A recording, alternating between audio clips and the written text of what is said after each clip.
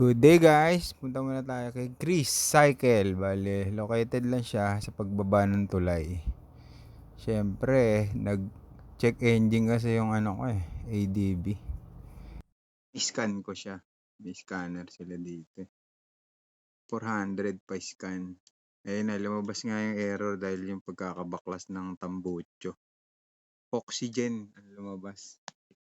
Yan ang error Maganda rin may ganitong scanner. Ayun na. Chinek niya na yung pinaka-wiring kung saan yung pagkakabaklas ng tambucho. Ayun nahugot sa mismong wiring niya. Kaya ayan, baklasan ulit. Sabi nagpalagay na rin ako ng tar sealant para iwas aberya na ulit. Wala nang baklasan. Ayan, nabaklas niya na kasi natanggal yung pinaka dulo. Kaya kailangan baklasin lahat bago pinalamig muna kasi mainit pa yung makina. Ayun na yung dulo, nabaklas niya na. Bago yung kabilang dulo, kinabit niya na kasi natanggal. Ayun na, nilinis niya na rin pati makina. Tauhan ni Boss Chris ang mababait. Kaya wala nang check engine.